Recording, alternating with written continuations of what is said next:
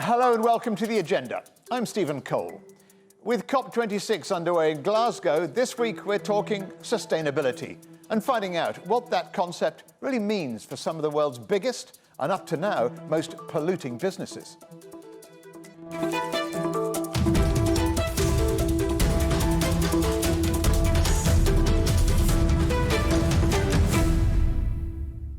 Sustainability is one of the key talking points at the COP26 summit, now underway in Glasgow. If we have any chance of meeting the Paris climate targets, it's absolutely vital that everyone lives a more sustainable life and that all the world's businesses place sustainability at the heart of their operations. But just how can they do that? And what does it all really mean for day-to-day operations if you want to reduce a company's carbon footprint? With me now in Washington, D.C. is Matthias Berninger, and he's Global Head of Public Affairs, Science and Sustainability at Bayer International. Matthias, tell us more about Bayer's sustainability strategy. What we have realized, I want to say in the last 3-4 years, is how systemically relevant Bayer is. We are the #1 input provider for agriculture. Agriculture is a quarter of all carbon emissions. We play a lead role in providing access to family planning. That is probably the most important investment in development you can make. And the pandemic has shown that the topic of health for all is a topic we all need to pay much more attention to. Many people might be surprised that agriculture represents such a high degree of carbon emissions. How does that happen? Well, it starts with land use change. So deforestation leads to a lot of carbon emissions. We know that animal husbandry, especially cattle, is a high emitter of carbon. 40% of the world population depend on fertilizers. Fertilizers alone stand for 3% of all the global carbon emissions. And then you have methane coming also from plants, for example, from rice. So you have a lot of greenhouse gas emissions linked to agriculture, food systems, the way we produce food, fibers, and fuels. So can you tell us more about how you've changed your production methods to meet your sustainability goals? I think the most important thing all companies need to do is they need to reduce their carbon emissions by betting on renewable energy. And that is something we have done. We can see significant reductions in our carbon emissions by relying on those renewable sources. Secondly, you need to look at where carbon is not part of your energy or heat source, but really linked to the way you produce certain chemicals or certain other products. That's far harder and requires a lot of innovation and investment. And then the third thing is you need to leverage new technologies that are emerging. What we have seen with vaccines are a technology that came from the confluence of genomics, artificial intelligence, and new frontier chemistry is something we can also utilize in the fight against climate change. So we are in an age of biology, and looking at the possibilities that come with that is front and center for us. Well, whatever we're talking about in terms of sustainability, your goal at Bayer is a very ambitious one. You intend to be carbon neutral in less than 9 years' time. That would seem to be, on the surface, an extremely ambitious target. It is an ambitious target, but I also think it's necessary that the leading companies not only introduce bold targets, but also the steps to get there. There is a lot of announcement fatigue, almost sustainability announcement Ponzi schemes out there, where companies make huge commitments and then when they don't meet them, they come up with the next bigger one. And what we are trying to do differently is we don't look only at our emissions at 2030, but really at 2021, 2022. And we also reward our leadership for achieving carbon emission reduction. And I think that's really important. If you don't add carbon reduction into your remuneration schemes, then it's much harder to get there. More than a decade ago, in 2010, the Political Economy Research Institute at the University of Massachusetts Amherst ranked the Bayer Group #1 in its toxic 100 air polluters in the US. Now, by last year, it wasn't even in the top 100. So How did that work? How did you reach that position so quickly? I think one of the things that happens is that Bayer transformed from a conglomerate that had all kinds of chemical factories in material sciences, as well as in agriculture, as well as in pharmacies, into a more specialized life sciences company.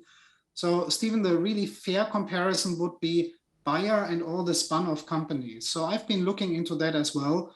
And the good news is that the company that now runs this factory, mainly one in Texas, was this polluter, is also not in the top 250. So you really see a change here, and the change is investment in cleaner chemistry. And that's why I'm optimistic about climate change. I have seen the chemical industry investing in cleaning up their mess, but also cleaning up their production processes quite significantly. I think we can do the same with carbon emissions.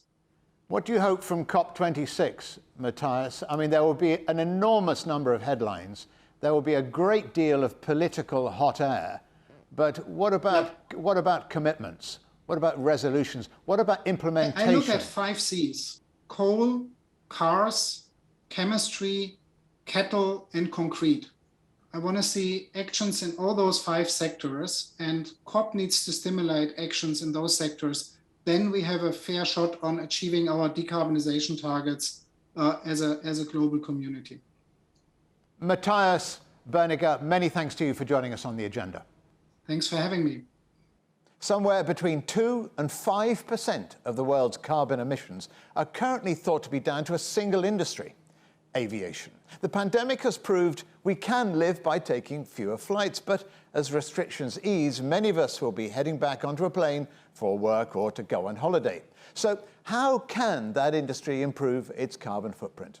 To find out, I'm joined now from Heathrow by Carrie Harris, and Carrie is Head of Sustainability for British Airways. Carrie, BA recently launched the BA Better World Sustainability Initiative, which you've called, quote, your most important journey yet. Can you tell us a little more about the thinking behind it and what it actually does?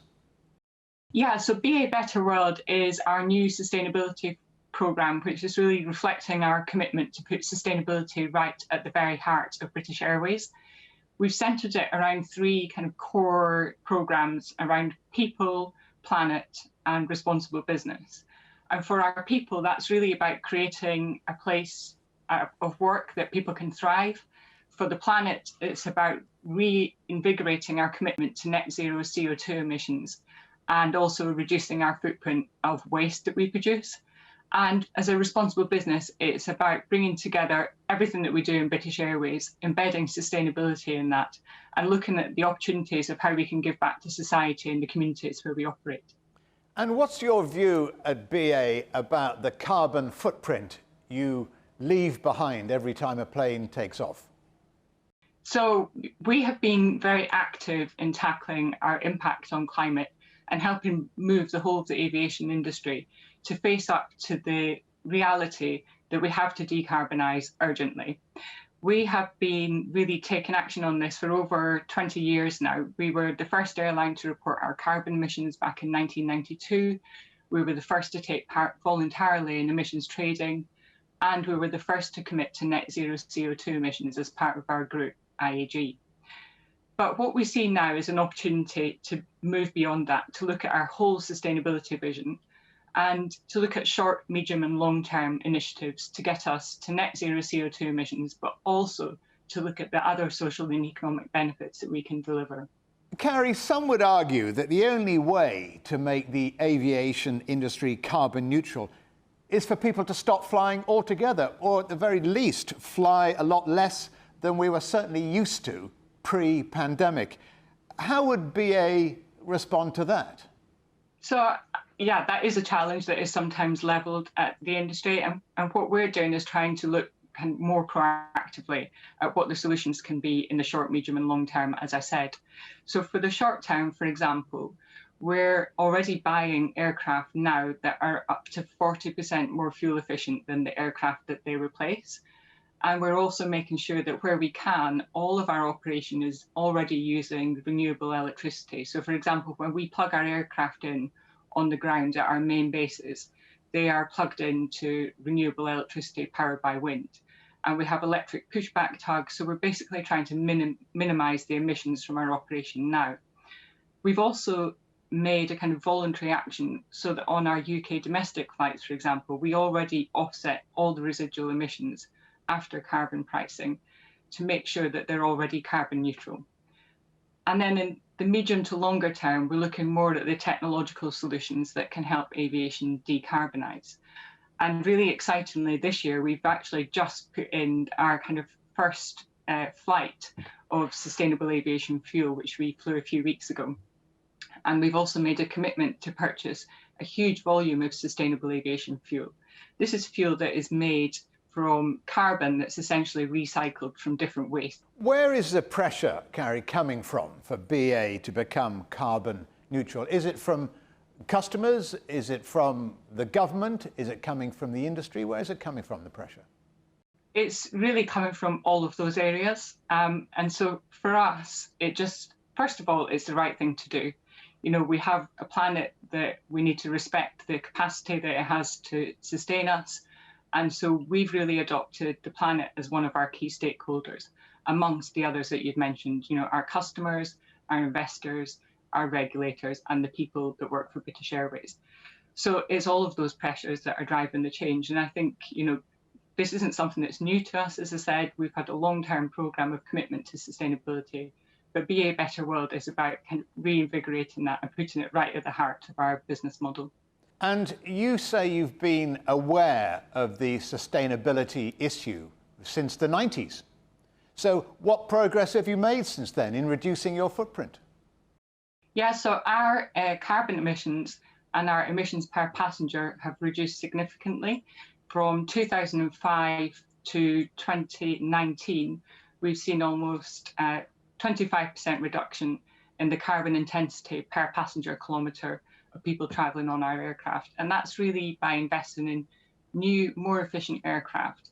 And I think this is the sort of thing that just isn't visible to customers typically when they travel, because, you know, aircraft don't look that different to the layperson. But behind the scenes, there's huge investment gone in to improving the efficiency and reducing the carbon intensity. And we've already made changes on board our aircraft to help remove single-use plastics. So our bedding, for example, is now wrapped in a kind of paper seal, not plastic. We've taken off individual plastic stirrers, and we're doing more and more and investing more heavily in that to make sure we can reduce waste on board and reduce food waste as well. Carrie Harris, many thanks to you for joining us here on The Agenda. Thank you very much. Still to come here on The Agenda. Green Games. We'll find out how Beijing 2022 and Paris 2024 could be the most sustainable Olympics ever. Mari, what would you say is a good question? Stephen, I'd say it's one where there's always more than one answer. The Answers Project is a new podcast series from CGTN Europe.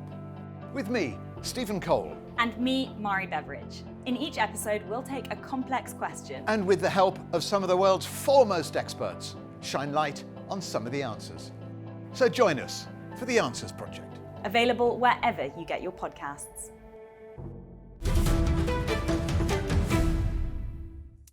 Welcome back to The Agenda. An increasing number of companies are appointing chief sustainability officers. And one company in particular is hoping to embed sustainability into the heart of its operations. Professional services firm Deloitte China has released a report on what a CSO can offer a business, as well as how they're expecting the role to evolve over time. So to find out, I'm joined by one of the authors of that report, Alan She-An, who is Deloitte China's Climate and Sustainability Service Leader. Now, the concept of a Chief Sustainability Officer is comparatively new in China. Why have you created the role?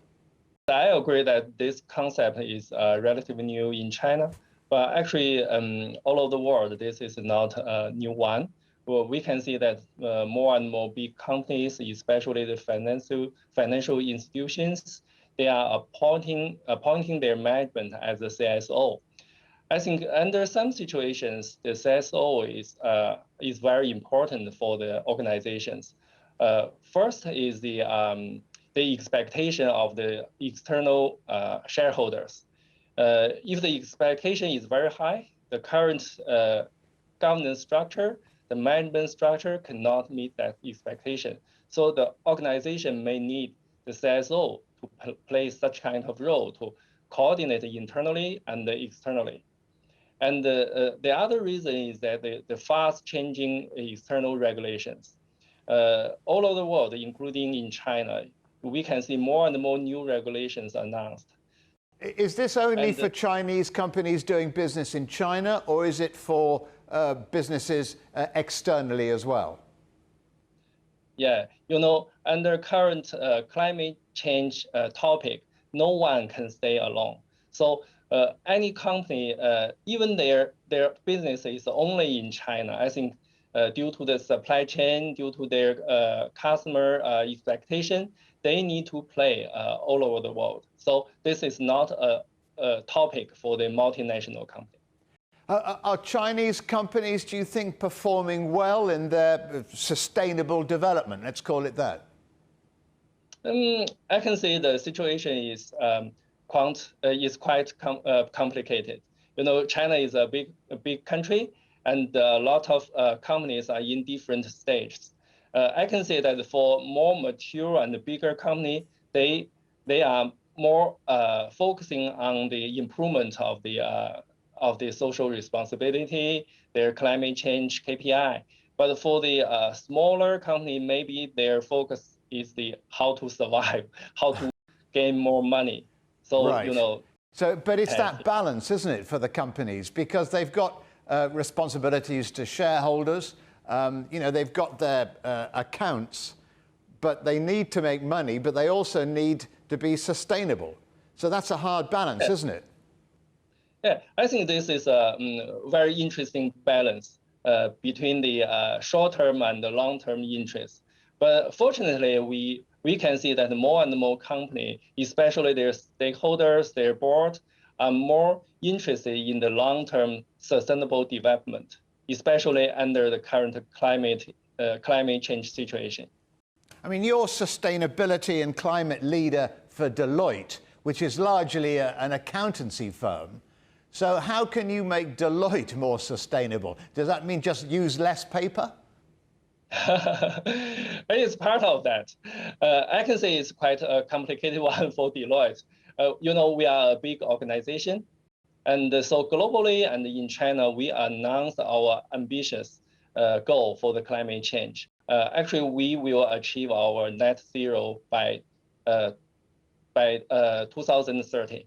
So as a service leader in China, actually, I'm playing the supporting role to our management to manage our pathway to achieve the net zero. That must be a tough job. I mean, you're talking about 9 years away. Well, less than that, really, sort of 8 years away, 2030. You're going to have to do a lot of cutting, aren't you? And a lot of persuading.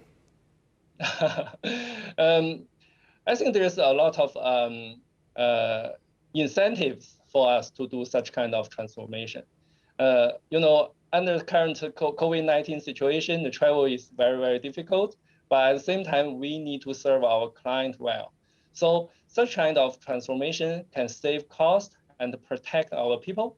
And at the same time, we can reduce our carbon emission. So we are doing a lot of changes about our travel policy, and we will also change our staff's behavior, and at the same time to manage the expectation of different clients. What do you hope from COP26? And also, do you expect to receive criticism as the biggest polluter in the world? I know that there are a lot of things in the agenda of COP26, and personally, actually, my expectation is I have very high expectation on the timeline, the shared timetable. You mean that no matter how much argument there, I think we need to take action. So a shared, agreed timetable is very important for every country, for the community. So I think that can facilitate all of the different players, different roles to take action. Alan Sheahan, many thanks for joining us on the agenda. Okay, thank you. In 3 years' time, the world's greatest athletes will gather in Paris for the next Summer Games. And assuming things are back to normal after Tokyo's pandemic games, millions of fans will also descend on the French capital. Between travel and construction, food and fuel, lodging and litter, the Olympics isn't exactly an eco-friendly undertaking. So just what can be done to make them as sustainable as possible? Well, to answer that, Georgina Grenon, the Director of Sustainability for Paris 24, joins me now. Georgina, organising a global event on the scale of an Olympics is a tough challenge. Where does sustainability come into the preparation process? It comes everywhere, and it starts with the bidding process, with the conception of the games themselves. This is what Paris 2024 did there in early times, put sustainability at the heart of this, and basically in everything we do.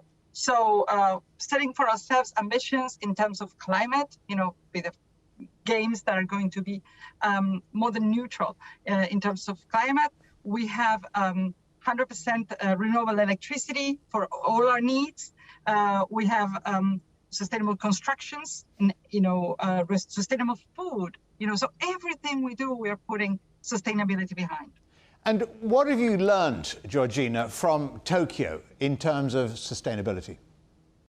Many things, but if there's one thing to retain from the Tokyo Games is the importance of having realizations that are clearly visible, and identifiable by the athletes and by the general public. This is what they've done very well. And between now and Paris 2024, we have the Winter Games in Beijing next year. You'll be watching those very closely. What do you hope to learn from those? Yeah, we are eager to discover what Beijing will be doing in terms of sustainability. For us, it's very, very important that sustainability impregnates the entire project, that to see it all over the project is exactly what we are doing. And, we're eager to discover what they will surprise us with. Do you hope the Games in Paris will be carbon neutral? And if so, how will you try and achieve that? Well, let me tell you something. The Games will not be climate neutral or carbon neutral. We'll go beyond that. We're going to be climate positive, actually have a positive impact on climate. This is because we're taking the entire climate impact into account, the famous Scope 3. So we are counting even the traveling of spectators into our impact. We're working very hard to reduce our emissions. So we're aiming for less than half of emissions than previous games, which is a massive effort, as you can imagine. And then all those unavoidable emissions, we're going to offset, and we're going to offset more than our emissions. So this is why we say that we are committed and we have the means to deliver a climate positive games, which is what the IOC is asking other countries other cities, to do from 2030 onwards. So we'll be 6 years behind in advance. What you can't avoid are emissions from air travel, because the vast majority of spectators and competitors will be flying in to Paris. How can you offset those, do you think? Well, in normal times, people will be traveling everywhere, and we are asking everyone to make an effort to come to Paris in the most sustainable possible way. We're working on that, to, for example, encourage Europeans to come by train instead of taking a flight. That's possible. But of course, we don't want to discourage, Australians or South Americans from coming. And for that reason, we want to work on solutions that could be lower impact. And then, for those unavoidable emissions that I said that, unfortunately, we will not be able to avoid between now and 2024, to provide some offsetting solutions. And all those spectators and competitors coming from all over the world will see a very large increase in the demand for food and drink, possibly single-use plastics. How are you going to get around that one? You know, in normal, I would say non-COVID time, Paris is already one of the most visited cities in the world. You know, so in that context, the Games will certainly add some impact, and we are working to reduce that impact. I'd say through three main key actions. One is a very detailed food vision, food vision for the Games that we're working on right now. We're still, 3 years before the Games. Second is a zero waste to landfill plan. So work on reducing waste and actually, what to do with that after we used resources. And then working on new operational solutions to reduce and hopefully avoid single-use plastics for all food and beverages in our Games venues in 2024. And lastly, Georgina, what are you hoping from COP26? You must be watching that conference very closely. Of course, as everyone, committed to climate, we're watching that closely, also hoping to play our part, play our role. The sport is going to be present, it's going to be playing its part. And we're hoping many things from COP26. And this may sound a bit technical, but one milestone that is essential to us is the definition in Article 6. That's the one that should define the specifics of the voluntary international cooperation on carbon emissions market. So since all our climate action is 100% voluntary, we're counting on these rules of the Games, to be firmly defined in Glasgow. Georgina Grenon, Director of Sustainability for Paris 2024. Many thanks to you for joining us here on The Agenda. Thanks to you. At COP26, the UK has brought together thousands of delegates, including heads of state, climate experts and campaigners, to agree coordinated action to tackle climate change. But is the world ready to make the changes a green agenda could require? Is green technology able to sustain our energy demands? And as businesses across the world struggle to recover from the pandemic, is the goal of net zero carbon emissions by 2050 realistic? New UN figures suggest that carbon emissions are set to rise 16% by 2030. That's the opposite of the cuts required to meet the 2015 Paris Accord. There is no doubt that everyone agrees at COP26 that sustainability is the way forward. You can't really argue against it. But I think we also need to channel this positivity in a simpler way. All my guests have emphasized the vital role sustainability will play in the future of their businesses. But there is some reason for hope, as Matthias Berninger told me. In 2010, Bayer was ranked the world's most polluting company. Now, it's not even in the top 250. But as Alan Sheehan said, it's easier for large and mature global companies like Bayer to focus on sustainability. Smaller enterprises need to focus rather on the bottom line. So it seems there needs to be more holistic thought about the transition away from fossil fuels, including around carbon pricing, and we need to find ways of lessening the impact on the most vulnerable. Quite simply, business needs a universal framework in which to operate and against which to be judged. Because there's no doubt sustainability improves the quality of our lives, protects our ecosystems, and preserves natural resources for future generations. Going green and sustainable is not only beneficial for the company, it also maximizes the benefits of harmonization from an environmental focus in the long term. As things stand, COP26 looks unlikely to provide any such harmonization. In many respects, it is emblematic of the climate debate as a whole. Don't forget you can watch everything from past Agenda episodes and find additional exclusive content on our website, cgtn.com/Europe, or on our YouTube channel. And of course, you can follow us on Twitter, Facebook, Instagram, @CGTN Europe. Coming up on a future agenda, extreme weather. Is it too late to prevent floods, fires and drought becoming the new normal? But for now, from me, Stephen Cole, and all the Agenda team here in London, it's goodbye.